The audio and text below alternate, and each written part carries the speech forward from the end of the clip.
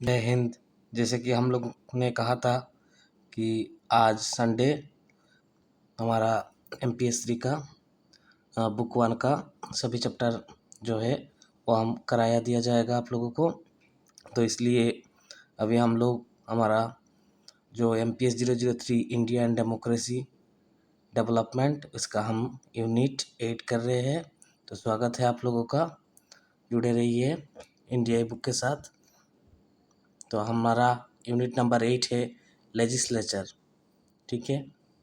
उससे पहले कुछ इन्फॉर्मेशन, मैं जिन लोगों को मतलब किताब चाहिए वो व्हाट्सएप पे कांटेक्ट कर सकते हैं।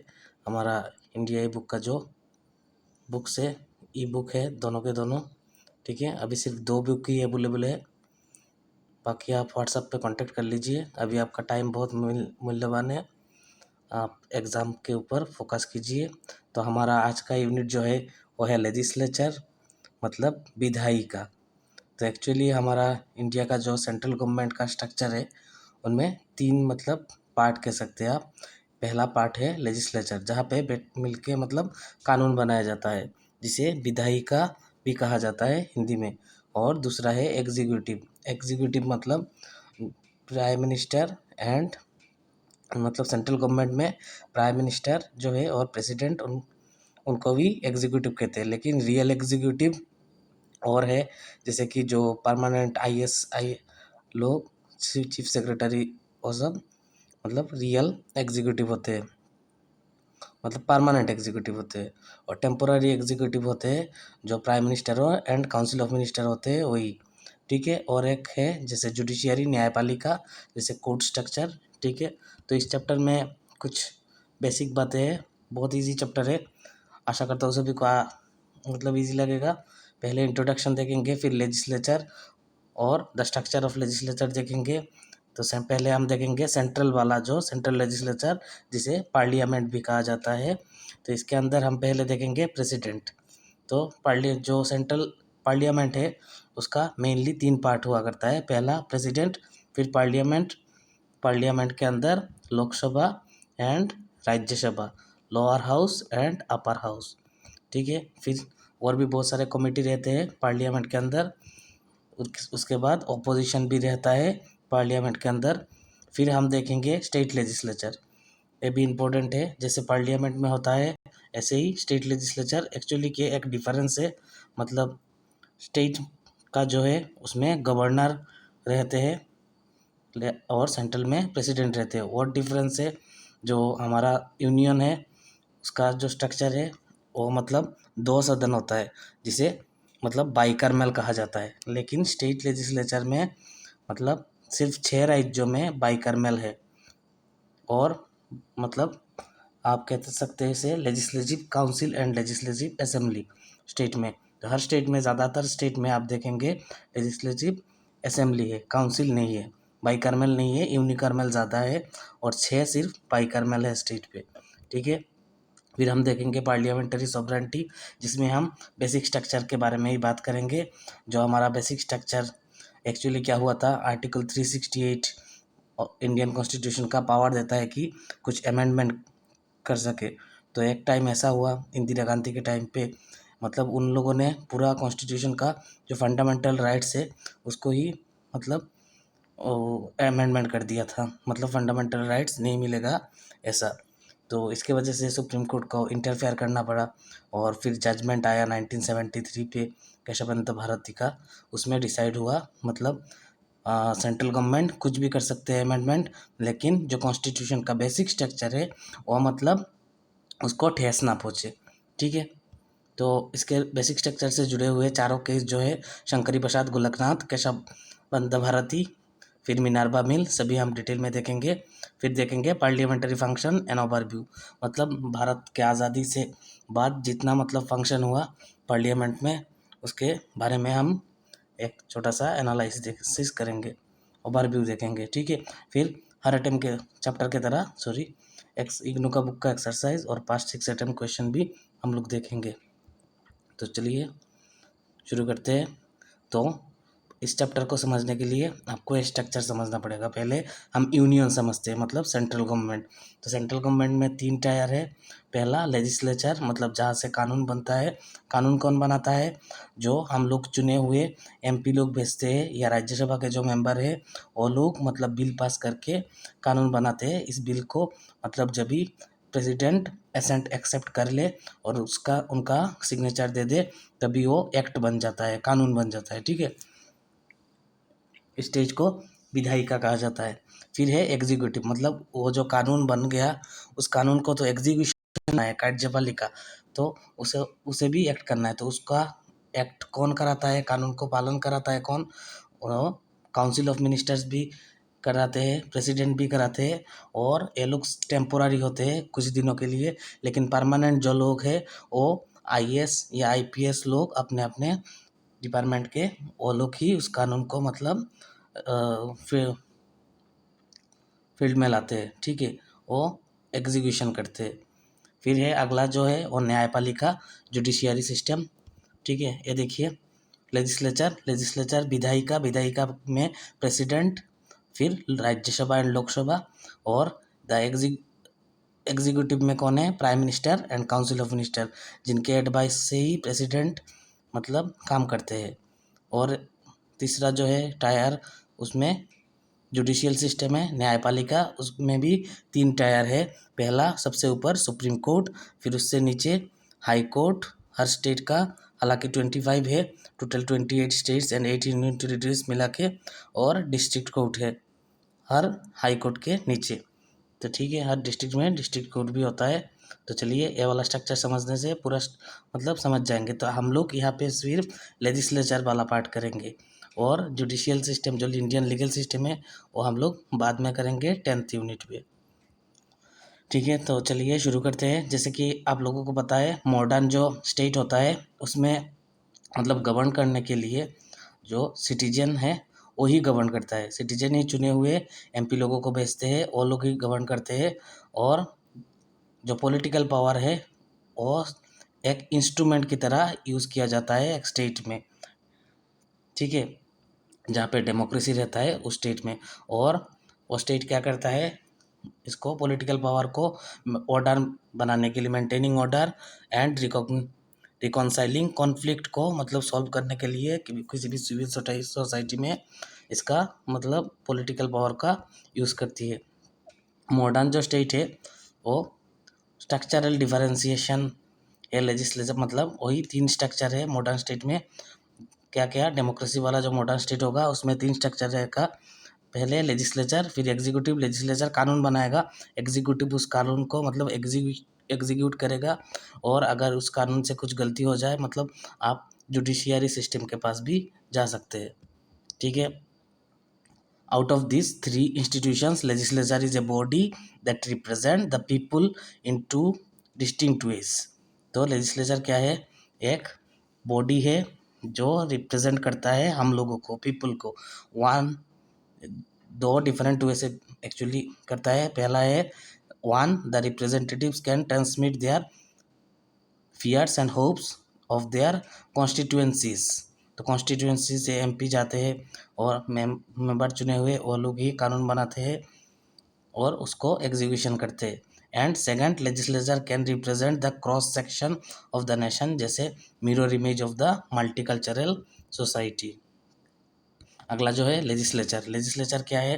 लेजिस्लेचर जो टर्म है इंडिया में ऐसा यूज़ होता है, पार्लियामेंट के अगेंस्ट पे यूज़ होता है। इंडिया में लेजिस्लेचर मतलब पार्लियामेंट ये कहा जाता है।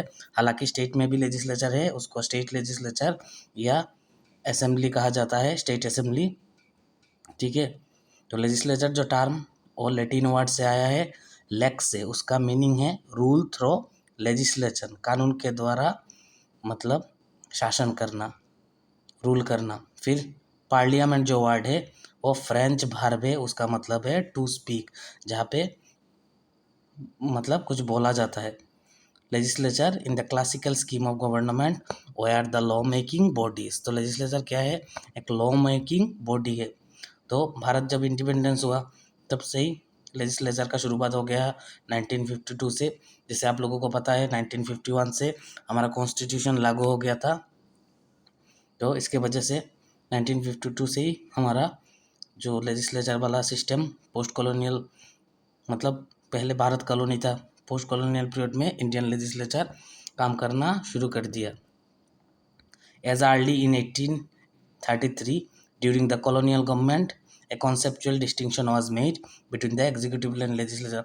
आप लोगों को पता होगा जब मतलब इंडियन काउंसिल एक्ट बना उससे पहले 1883 पे क्या हुआ, और एक काउंसिल एक्ट बना था। तो उस एक्ट के द्वारा जो एग्जीक्यूटिव और लेजिस्लेचर है उसको मतलब अलग अलग कर दिया गया था। मतलब जो लोग कानून बनाएंगे वो एग्जीक्यूशन नहीं करेंगे, अलग लोग एग्जीक्यूशन करेंगे। इसको कहते हैं 50-50 वाला रूल। एग्जीक्यूशन एंड लेजिस्लेचर को सेपरेट किया गया था 1833 पे बाय ब्रिटिश गवर्नमेंट।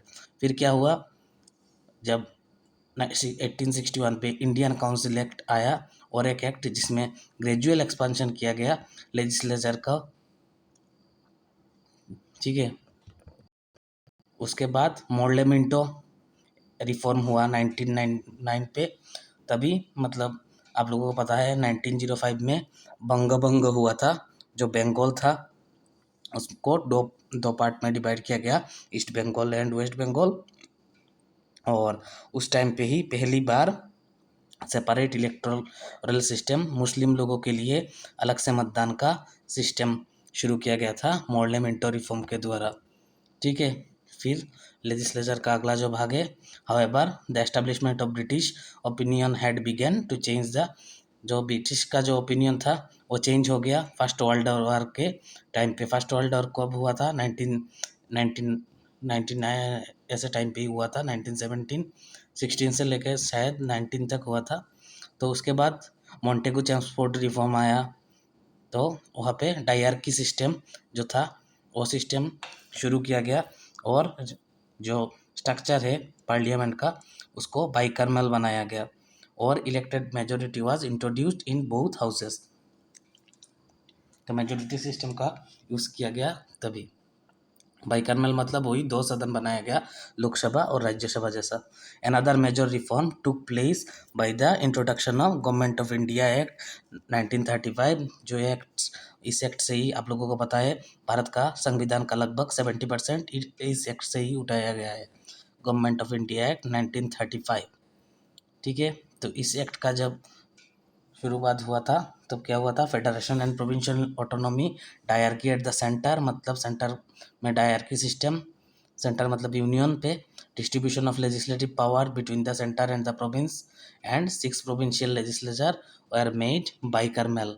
तो 6 जो स्टेट है उनको बाइकर्मल बनाया गया, स्टेट को भी, ठीक है। स्टेट में भी 2 सदन बनाया गया था 6 स्टेट पे, हालांकि अभी भी 6 स्टेट पे ही है, लेकिन वो चेंज आया है, वो वाला पहले वाला 6 स्टेट नहीं है, अभी अलग सा 6 स्टेट है जहाँ पे भाई कर्नल है स्टेट लेजिस्लेचर पे। और 6 स्टेट का नाम है यूपी, बिहार, उसके बाद मध्य प्रदेश।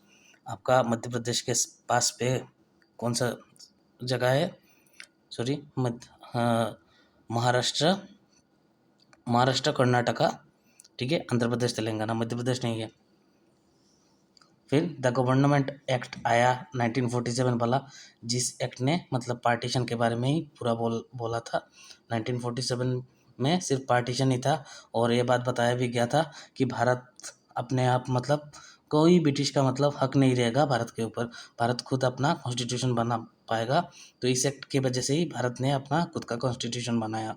फिर कॉन्स्टिट्यूशन असेंबली फ्रेम किया, कॉन्स्टिट्यूएंट असेंबली ने अपना कॉन्स्टिट्यूशन बनाया, और जिस कॉन्स्टिट्यूशन असेंबली का प्रेसिडेंट थे BR अम्बेडकर जी। आप सभी लोगों को पता है father of the Indian constitution कहा जाता है उनको, ठीक है। अगला जो है हमारा स्ट्रक्चर, तो स्ट्रक्चर इंपॉर्टेंट होता है। वही हमारा पहला जो सिस्टम देखा था हम लोगों ने चार्ट में, the legislature of India functioning with the parliamentary system, जिसमें totality of the central, state and local legislature सभी का मतलब हक रहता है। तो 3 टायर पे होता है ये भी। सेंट्रल लेजिस्लेचर जो है ऑल्सो उसको पार्लियामेंट भी कहा जाता है, और उसमें 2 हाउस होते हैं, मतलब क्या क्या होते हैं, प्रेसिडेंट होते हैं और 2 हाउस होते हैं, लोकसभा, राज्यसभा। लोकसभा जो है उसे house of people and lower house भी कहा जाता है। राज्यसभा जो है उसे काउंसिल ऑफ स्टेट्स या अपर हाउस कहा जाता है। स्टेट लेजिस्लेचर जो है वो उसमें इंक्लूड करता है governor and 2 house.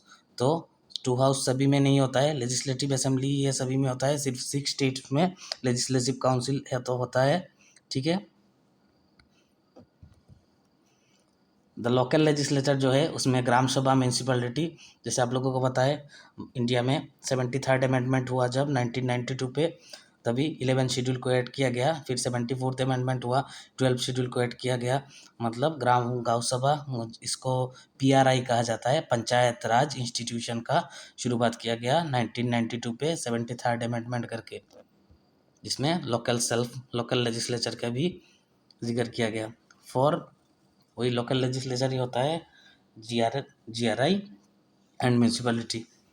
For the purpose of legislation, the Constitution introduced a federal system as basic structure of the government. तो फेडरल सिस्टम का शुरुआत हुआ, wherein threefold distribution of subjects between the center and states and enumerated in the 7th schedule। तो 7th schedule जो है उसमें 3 list दिया गया है। मतलब पहला यूनियन लिस्ट, जिस लिस्ट पे सिर्फ यूनियन गवर्नमेंट मतलब सेंट्रल गवर्नमेंट ही कानून बना सकता है। दूसरा जो स्टेट है लिस्ट है उसमें स्टेट ही कानून बना सकता है, स्टेट लिस्ट कहते हैं उसको, लिस्ट 2। तीसरा जो लिस्ट है उसमें कॉन्करेंट लिस्ट, उसमें दोनों कानून बना सकते हैं। There is also an effort distribute to subjects between the state and local bodies के लिए भी और एक शेड्यूल लाया गया जिसको 11 शेड्यूल कहा जाता है। मैंने अभी अभी बोला जो कॉन्स्टिट्यूशन का 74th अमेंडमेंट हुआ था GRI के लिए, मतलब सॉरी PRI के लिए, पंचायत राज इंस्टीट्यूशन के लिए। तो इस शेड्यूल में दिया गया है पंचायत को क्या क्या पावर मिलेगा 11th को, और म्यूनसिपैलिटी को क्या क्या पावर है, किस किस फील्ड में एक्ट बना सकते हैं, तो उसके बारे में जिक्र किया गया है 12 शेड्यूल पे। ठीक है। अगला जो है सेंट्रल लेजिस्लेचर, उसमें पहले प्रेसिडेंट जो है वो भारत का एक इंटीग्रल पार्ट है। और हमारा प्रेसिडेंट जो है इंडियन पार्लियामेंट का है, वो कह सकते हैं similar like crown of England, लेकिन अमेरिका का प्रेसिडेंट जैसा नहीं होता है। भारत का प्रेसिडेंट के पास एक्चुअल पावर नहीं होते, वो सिर्फ नॉमिनल एग्जीक्यूटिव होते हैं। ठीक है। और अमेरिका में प्रेसिडेंट ऐसे नहीं होते हैं, उनके पास पूरा पावर होता है और डायरेक्टली मतलब चुन के जाते हैं, और वो रियल एग्जीक्यूटिव होते हैं। ठीक है।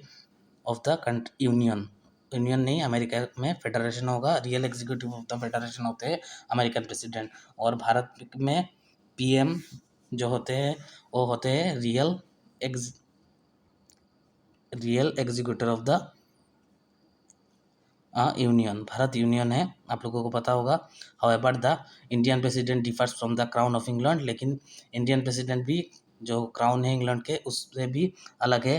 कुछ सर्टेन डिस्क्रिशनरी पावर मिलता है उनको, जैसे legislation and administering of oath. ठीक है। द कॉन्स्टिट्यूशन जो है प्रेसिडेंट को मेन रूप से मतलब जो पावर देता है, और प्रेसिडेंट अपना पावर कॉन्स्टिट्यूशन के लिमिटेशंस में रह के कर पाते हैं। आर्टिकल 74 सबसेक्शन 1 कहता है कि जो एग्जीक्यूटिव पावर है वो एक्सरसाइज करते हैं प्रेसिडेंट, उनका एडवाइस करते हैं काउंसिल ऑफ मिनिस्टर, और काउंसिल ऑफ मिनिस्टर की ही हेड होते हैं हमारा प्राइम मिनिस्टर। ठीक है। अभी काउंसिल ऑफ मिनिस्टर के हेड नरेंद्र मोदी जी है जो भारत के प्राइम मिनिस्टर है। आर्टिकल 53 के अकॉर्डिंग भी वो प्रेसिडेंट एक्सरसाइज कर सकते हैं उनके पावर। तो प्रेसिडेंट जो है वो उनको हेड ऑफ द स्टेट कहा जाता है। ठीक है। President represent nation and it is the symbol of unity, and in the sense he or she is the head of the state। तो head of the state president को कहा जाता है, याद रखिएगा, इंपॉर्टेंट है कोटेड लाइन। अगला जो है लोकसभा जैसे भारत का पार्लियामेंट में जो है वो बाइकर्मल है, इसमें लोकसभा और राज्यसभा दो मतलब हाउसेस है। और इस हाउसेस का जो निर्वाचन होता है लोकसभा में वो यूनिवर्सल एडाल्ट सरफेस फ्रेंचाइजी कह सकते हैं, जिसे मतलब 18 ईयर्स के अबाव जो लोग हैं वो वोट दे के चुनते हैं। ठीक है। और जो इन रिजर्व कॉन्स्टिट्यूंसी भी कुछ होता है, उसमें जो मेंबर होते हैं शेड्यूल कास्ट शेड्यूल ट्राइब वो लोग मतलब चुने जाते हैं, या फिर एंग्लो इंडियन का भी प्रोविजन नहीं रहा। The system of voting of single member constituency तो कॉन्स्टिट्यूंसी वाइज वोट होता है भारत में, and the system has produce governments that have substantial majorities in the parliament. जो मतलब सब्सटेंशियल मेजोरिटी शो कर पाता है वही मतलब गवर्नमेंट चलाता है। हालांकि अभी NDA BJP lead NDA government है। जो लोकसभा का टर्म है वो 5 साल के लिए होता है, और कभी भी मतलब एक्सटेंड भी किया जा सकता है इमरजेंसी के टाइम पे। और पार्लियामेंट का कोई ऐसे मिनिमम टर्म नहीं रहता है। वाइल द पार्लियामेंट में डिज़ोल्व उस और डिज़ोल्व भी किया जा सकता है उससे पहले। ठीक है, मिनिमम जैसा कोई टाइम नहीं रहता है पार्लियामेंट में। मतलब लोकसभा डिज़ोल्व हो सकता है लेकिन राज्यसभा डिज़ोल्व नहीं होता है, याद रखिएगा। राज्यसभा में पढ़ाऊँगा। द लोकसभा जो है, Lok Sabha is required by the constitution to convene 2 in year. तो कॉन्स्टिट्यूशन कहता है 3 टाइम होना चाहिए सेशन इसमें, लेकिन अभी भारत में एक्चुअली वो दोनों सेशन के बीच में जो गैप है और 6 मंथ्स से ज़्यादा मतलब ना हो। लेकिन भारत में 3 टाइम सेशन होता है, जैसे बजट सेशन होता है, मानसून सेशन होता है, विंटर सेशन होता है। ठीक है, और पार्लियामेंट में मतलब हिंदी इंग्लिश यूज़ होता है एज ए लैंग्वेज। और कोई भी अपना जो ऑफिशियल लैंग्वेज है हिंदी और इंग्लिश। और फिर भी जो पार्लियामेंट में बातचीत होता है वो मतलब रीजनल लैंग्वेज से भी आप बात कर सकते हैं। और इंटरप्रेटर रहता है, तो इंटरप्रेटर ट्रांसलेट करके साथ साथ में बोलता रहता है, लेकिन उसके लिए आपको पहले नोटिस देना पड़ता है। ठीक है, ऐसा सिस्टम है। The process of the legislative involves 3 stages. तो लेजिस्लेचर का जो प्रोसेस है वो 3 स्टेज में होता है। पहले मतलब बिल को इंट्रोड्यूस किया जाता है, कोई मतलब मतलब जो गवर्नमेंट में है, जो काउंसिल ऑफ मिनिस्टर्स है, तो उन लोगों को, सभी तो मिनिस्टर नहीं होते, तो ऐसे जो एमपी जाते हैं सभी तो मिनिस्टर नहीं होते, तो जो मिनिस्टर होते हैं उनको मतलब गवर्नमेंट बिल कहा जाता है। और जो मिनिस्टर नहीं होते उनको, और जो बिल पेश करते हैं उस बिल को प्राइवेट बिल कहा जाता है। तो ऐसे प्राइवेट और गवर्नमेंट दोनों बिल पेश हो सकता है। तो पहले क्या होता है, बिलिंग होता है, उसके बाद उस बिल के मेन की टर्म को समझाया जाता है। फिर फर्स्ट रीडिंग के बाद सेकंड रीडिंग होता है, और उसमें उसको सर्कुलेट किया जाता है सभी के पास।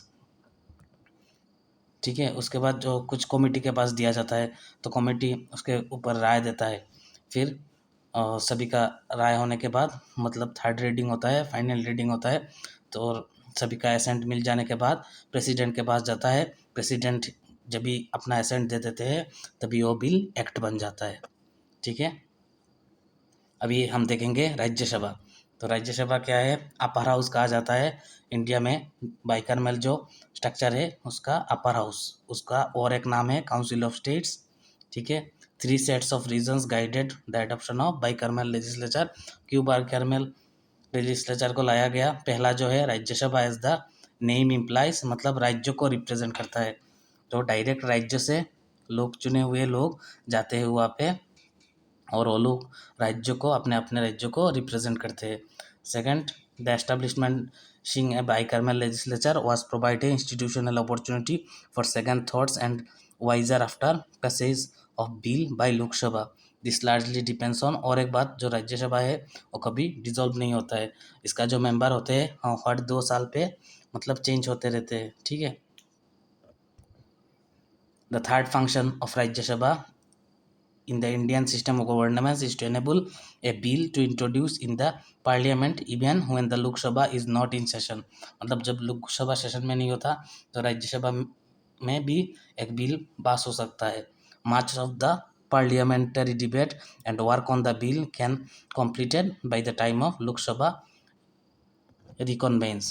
तो उस जब भी लोकसभा शुरू होगा सेशन तभी उसके बारे में चर्चा होगा फिर से। In the respect of certain specified federal features of the Constitution, the primary amending rule has been given to the Rajya Sabha as the custodian of the state rights। तो राज्य सभा को स्टेट के राइट की जगह custodian माना जाता है। For example, the powers of राज्य सभा itself can be altered only with the consent of 2/3 of majority in the upper house। और एक बात, जो पीएम होते हैं और राज्यसभा लोकसभा किसी जगह से हो सकते हैं। ठीक है, सीएम भी ऐसे ही होते हैं, मतलब जिस स्टेट में काउंसिल होता है उस स्टेट का काउंसिल से भी हो सकते हैं। अभी हम देखेंगे कमिटीज़, तो बहुत सारे पार्लियामेंट्री कमिटीज़ होते हैं जो मतलब पार्लियामेंट का जो अफेयर्स है उनको एड करते हैं, जो मतलब एक्सपर्ट्स होते हैं अपने अपने फील्ड में, और जब भी बिल बनता है उस बिल के ऊपर वो लोग रिसर्च करते हैं और इस बिल का मतलब कैसे ठीक है और क्या क्या ठीक करना पड़ेगा उसके बारे में वो लोग एनालाइज करते हैं। To prevent undue executive influence, no minister who is in charge of a bill being considered by the committee is permitted to participate in the deliberations of that committee। तो जो लोग मतलब बिल जो आता है उस बिल के related नहीं है वो लोग मतलब उस कमेटी के मेंबर हो सकते हैं।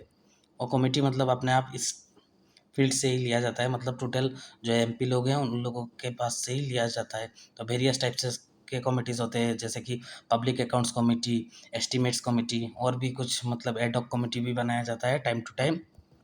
उसके बाद पार्लियामेंट्री कमिटीज़ जो है वो एक्ट करता है एज वॉच डॉग, मतलब वो पूरा पार्लियामेंटर का जो अफेयर है, क्या स्कैम हो रहा है, कैसे हो रहा है, कुछ कुछ स्कीम का रिजल्ट क्या है, स्कीम से क्या होगा, पूरा मतलब वॉच डॉग करता है, मतलब पूरा निगरानी रखता है। ठीक है। अगला जो है हमारा अपोजिशन। अपोजिशन अभी तो भारत में नहीं है, अपोजिशन होने के लिए 10% मतलब सीट चाहिए होता है, तो अभी 10% किसी भी अकेला पार्टी के पास नहीं है, इसकी वजह से भारत में अपोजिशन नहीं है। एक्चुअली डेमोक्रेसी के लिए अपोजिशन बहुत ज़रूरी चीज़ है, और अपोजिशन नहीं रहने से मतलब जो सत्ते में रहता है पार्टी उसका दबदबा ज़्यादा होता है, तो ऐसा ठीक नहीं है। अपोजिशन जब भी मतलब अच्छा रहेगा तभी देश का डेवलपमेंट ज़्यादा होगा। ठीक है। तो अपोजिशन को क्या क्या कहा जाता है, छाया मंत्रिसभा भी कहा जाता है इसको। रिगार्डलेस द कैपेसिटी और numbers to the form an alternative government, opposition parties do register and express the diversity of opinions in a country as large and varied as India. The opposition also serves to keep government on its political toes.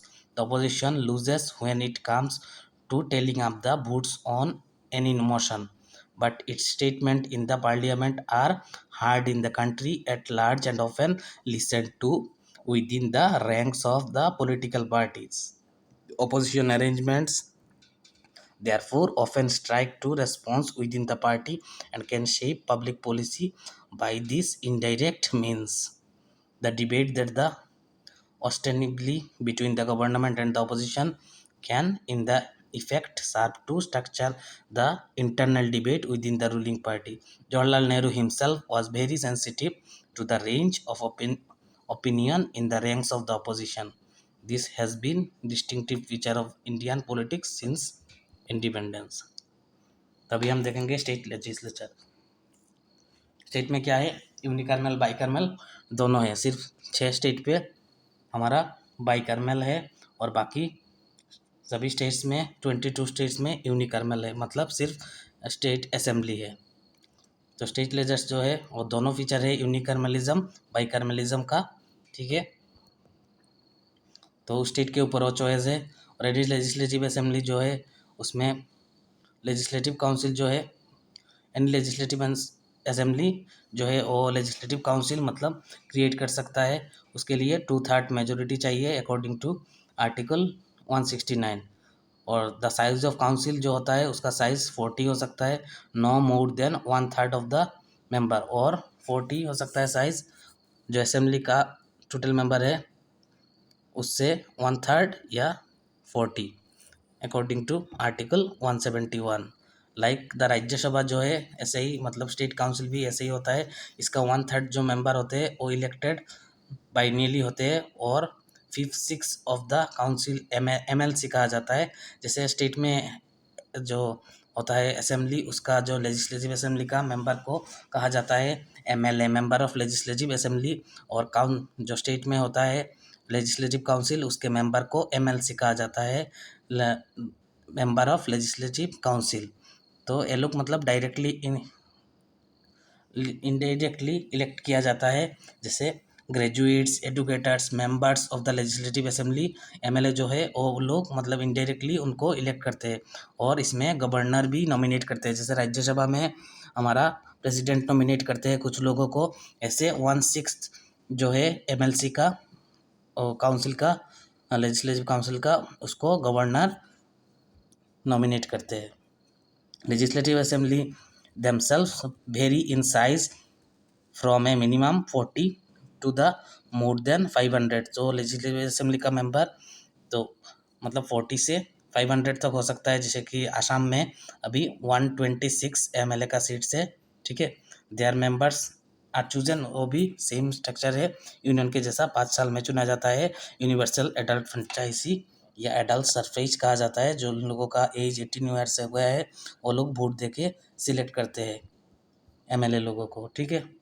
Because of the great difference in size between parliament and state legislature constituencies, MLAs are far closer to the people than MPs। तो MLA का मतलब एक MP का जो area होता है उसमें आप देखेंगे 5 या 7 8 ऐसा मतलब MLA होते हैं। तो MLA लोगों को ज़्यादा क्लोजर माना जाता है पीपल के, ठीक है। तो अगले भाग में हम देखेंगे पार्लियामेंट्री सॉवरेंटी। तो इसमें जो सॉवरेंटी के बारे में बताया गया है, इसमें मतलब पार्लियामेंट्री का जो बेसिक स्ट्रक्चर है, पार्लियामेंट्री का जो सार्वभौमत्व है उसके बारे में चर्चा है। तो इसको समझने के लिए हम लोगों को ये बेसिक स्ट्रक्चर वाला फंडा समझना पड़ेगा। तो क्या हुआ था, तो गोलकनाथ का केस में, तो गोलकनाथ का केस में रूल्ड आया कि 6/5 मेजोरिटी 11th मेंबर थे, मतलब जजेस थे।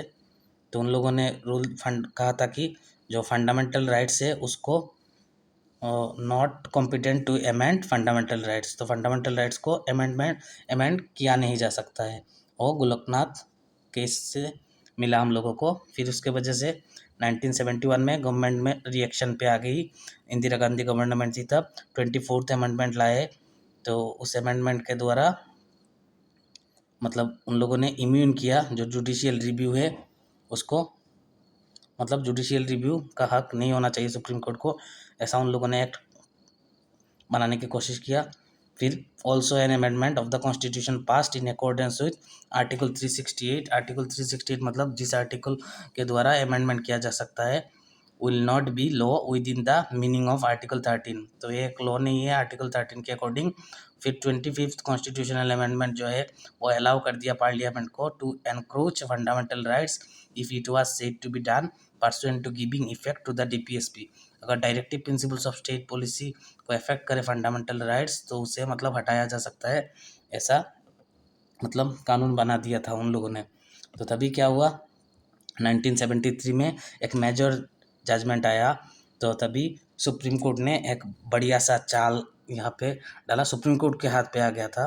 तो वो सुप्रीम कोर्ट तो मतलब इतना बढ़िया एक चाल बना के दे दिया, उसके वजह से मतलब जो 71 का जो इंदिरा गांधी का गवर्नमेंट था तो वो लोग मतलब कॉन्फ्यूज़ हो गए थे। सुप्रीम कोर्ट ने कहा कि जो बेसिक स्ट्रक्चर है उसको मतलब चेंज नहीं कर पाएंगे, कुछ भी अमेंड कर सकते हैं गवर्नमेंट, यूनियन गवर्नमेंट कुछ भी चेंज कर सकते हैं पार्लियामेंट, ठीक है।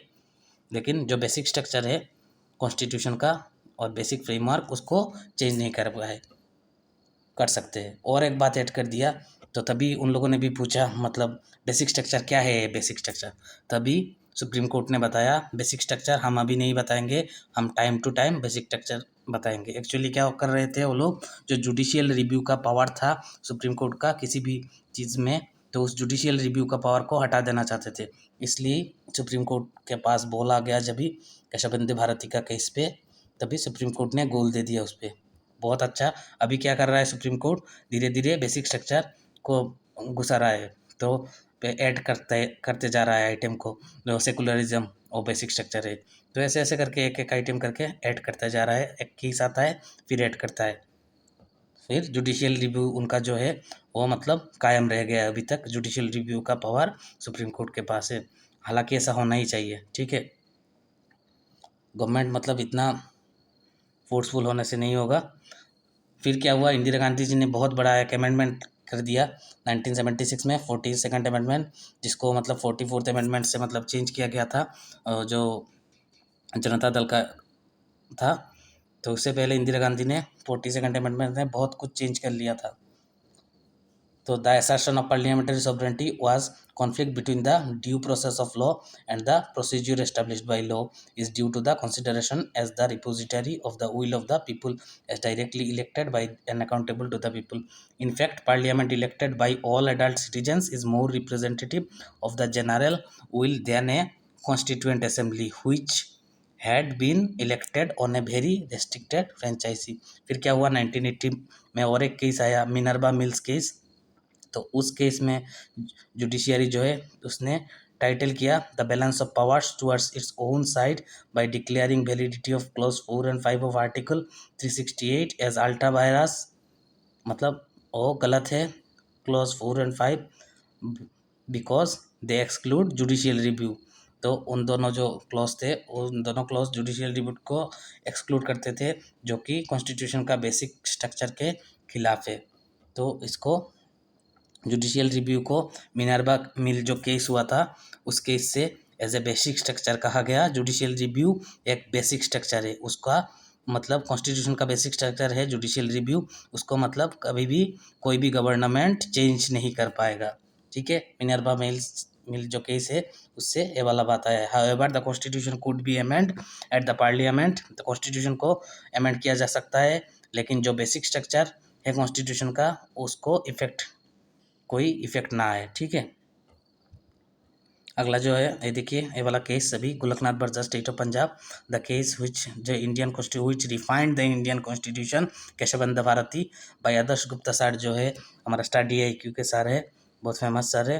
आप लोग उनका ये वाला वीडियो देखिएगा, ये वाला लोगो दिखेंगे आप लोग, बहुत बढ़िया से समझा दिया, एग्ज़ाम ख़त्म होने के बाद देखिएगा, इंटरेस्टिंग है ये वाला केशवंत भारती केस। ठीक है, एक मौट का जो साधु होते हैं तो वो थे केशवंत भारती। ठीक है, Minerva mill versus union of India, मैंने ऐसे ही लिस्ट डाल दिया इमेज। ठीक है, तो उसके बाद जो है ओवरव्यू जो है पार्लियामेंट्री ओवरव्यू इतना इम्पोर्टेंट नहीं है। तो 26 जनवरी 1950 को टेक्निकली क्या हुआ, कॉन्स्टिट्यूशन लागू हो गया था, लेकिन ये पूरा शुरू होते होते 1952 हो गया था। तो तभी मतलब लोकसभा निर्वाचन शुरू हुआ था, 52% ऑफ द टोटल वोटिंग शुरू हुआ फर्स्ट लोकसभा का 52 पे। 1951 का इलेक्शन जो 1952 पे ही हुआ था। ठीक है, उसके बाद सेकंड लोकसभा आया, पहला लोकसभा वाला इलेक्शन था, फिर सेकंड लोकसभा हुआ 1957-62, तभी जवाहरलाल नेहरू जी थे। तभी जो क्वेश्चन आवर था उसके बारे में बातचीत किया गया, इम्पोर्टेंस दिया गया पार्लियामेंट में। मुंड्रा स्कैंडल जो हुआ था, फिर डाउरी प्रोहिबिशन जो था, प्राइवेट मेंबर बिल्स, प्राइवेट लोगों ने मतलब एक बिल पेश किया दोनों हाउस में, डेडलॉक और डाउरी प्रोहिबिशन बिल के ऊपर। डाउरी मतलब वो जो आपका शादी में दहेज, उसको रोकने के लिए, ठीक है, बिल पेश किया गया था उस टाइम पे सेकंड लोकसभा। फिर थर्ड लोकसभा हुआ 62 से 67 तक, तभी ट्रेजरी ब्रांचेस जो fearless criticism express genuine doubts and sometimes open. तो ये आप लोग खुद पढ़िएगा। फिर उसके उस टाइम पे थर्ड लोकसभा पे वुमेन मेंबर भी के बारे में भी जिक्र किया गया, और 27 in the second and 34 in the third Lok Sabha add किया गया था वुमेन मेंबर। फिर क्या हुआ, अगला जो फोर्थ लोकसभा है उसमें मतलब कांग्रेस स्प्लिट हो गया। ठीक है, फिर फिफ्थ लोकसभा हुआ, उसमें लेजिस्लेटिव मेजर्स जो है 19 constitutional amendment bill, the Shimla agreement हुआ, पाकिस्तान के रिगार्डिंग पाकिस्तान के साथ इंटीग्रेशन हुआ सिक्किम का, सिक्किम भारत का पार्ट हो गया यूनियन ऑफ इंडिया का। ठीक है, तो मीसा जो है maintenance of internal security act, फिर proclamation of emergency and adoption of far reaching 42nd constitutional amendment के में जो गलत बात था उन लोगों को हटाया, उन बातों को हटाया गया था, मेजर फ्लैश पॉइंट्स था। ठीक है, हाउएवर जो जनता गवर्नमेंट था वो पावर में आया 6th लोकसभा में, लेकिन उन लोगों ने ज़्यादा कुछ कर नहीं पाए। फिर से मतलब इंदिरा गांधी जी के गवर्नमेंट आ गया 7th Lok Sabha, Indira led Congress government आ गया था फिर से, और तभी इंदिरा गवर्नमेंट ने वही योजना शुरू किया जो बैकवर्ड जो गरीब लोग हैं उन लोगों को फ्री बीज देना, अनाज मुफ्त का चीज़ देना शुरू किया। फिर वही चीज़ राजीव गांधी जी ने कंटिन्यू किया। ठीक है, और राजीव गांधी जी तभी यंगेस्ट प्राइम मिनिस्टर बने थे भारत के।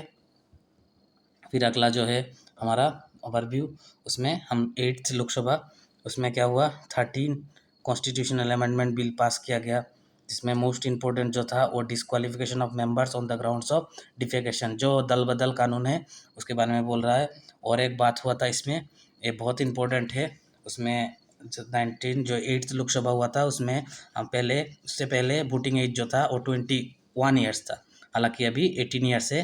वो इस 13 अमेंडमेंट्स के अंदर एक अमेंडमेंट था, इससे चेंज किया गया। ठीक है। फिर 9th लोकसभा हुआ, तो 9th लोकसभा में minority government of Janata Dal जो बीपी सिंह लेड कर रहे थे, तो वो लोग गवर्नमेंट में आए। The situation in the Jammu Kashmir Punjab Assam largely dominated the proceeding. तभी आसाम में क्या मतलब वो एगिटेशन का बात चल रहा था। उसके बाद उस टाइम पे राम मंदिर के भी बात चल रहे थे 1991 पे आसाम में, तभी उल्फा मूवमेंट चल रहा था। ठीक है। In the 10th Lok Sabha Congress that is I independent emerged at the largest party, तो कांग्रेस फिर से सत्ता में आ गई थी। और जो राम मंदिर का जो डिमोलिशन ऑफ बाबरी मस्जिद था, the country witness the most testing time of legislature. The 11th and 12th Lok Sabha was emergence of coalition government, तो इस टाइम पे कोलिशन गवर्नमेंट था, मतलब मिलीजुली सरकार थी। ठीक है। 11th और 12 वाला में। फिर हमारा अभी बुक का जो क्वेश्चन है वो देखते हैं। Right a brief note on the source of legislature functioning in India, जो 1952 से पहले जो है वो लिखना है, प्री 1952 पीरियड। उससे पहले जो काउंसिल ऑफ एक्ट्स के बारे में थोड़ा सा लिखना है। पहले हमने इंट्रोडक्शन के साथ साथ जो देखा था वही लिखना है। फिर analyse the rule of Lok Sabha and Rajya Sabha as the custodian of the parliamentary function. बहुत ईजी है, आशा करता हूँ आप लोग खुद लिख सकेंगे। लोकसभा और राज्यसभा का जो लोकसभा क्या है, कस्टोडियन है दोनों पार्लियामेंट्री फंक्शन का, उसके बारे में लिखना है। फिर व्हाट इज़ पार्लियामेंट्री सोवरेंटी, वही बेसिक स्ट्रक्चर वाला। Is it immune judicial review, वही जुडिशियल रिव्यू वाला जो पॉइंट है, बेसिक स्ट्रक्चर। जुडिशियल रिव्यू क्या है, एक बेसिक स्ट्रक्चर है। फिर right short notes on rule of the president in legislature process. President का क्या रूल होता है, जो बिल बनता है तो बिल का फाइनल एसेंट प्रेसिडेंट ही प्रदान करते हैं, उनके सिग्नेचर से ही बिल एक्ट होता है। उसके बाद स्टेट लेजिस्लेचर के बारे में हम लोगों ने अभी भी देखा, यूनिकर्मलिज्म बाईकर्मलिज्म दोनों के फीचर है जो भारत का स्टेट है, तो उस स्टेट लेजिस्लेचर के बारे में लिखना है। MLA जिन लोग को मेंबर ऑफ लेजिस्लेटिव असेंबली, और काउंसिल पे जो होते हैं उनको MLC कहा जाता है, मेंबर ऑफ लेजिस्लेटिव काउंसिल। ठीक है। और अभी पिछले 6 अटेम्प्ट में जो क्वेश्चन है वो एक बार देख लेते हैं। एक्चुअली ये जो चैप्टर है दिसंबर के लिए इंपॉर्टेंट है, मतलब 6 अटेम्प्ट में से दिसंबर में ही क्वेश्चन आया है। पहला question, critically analyse the functioning of parliamentary system, वही पार्लियामेंट्री सिस्टम क्वेश्चन नंबर जो 2 है उससे सिमिलर लग ऑलमोस्ट सेम है। उसके बाद what is parliamentary sovereignty, question number 3, is it subject to judicial review. ठीक है। यहाँ पे हमारा आज का कक्षा शुरू करते हैं, जुड़े रहिएगा इंडिया ई बुक के साथ। इंडिया ई बुक आज पूरा का पूरा दिन MPST कराएगा, जैसे कि 24 अगस्त को आपका MPS 3 का एग्ज़ाम है। बेस्ट ऑफ लक एग्ज़ाम के लिए भी, और जुड़े रहिए, अभी भी बहुत सारे टॉपिक्स करवाना बाकी है। ठीक है। जय हिंद, जय Bharat, and finally God bless you all.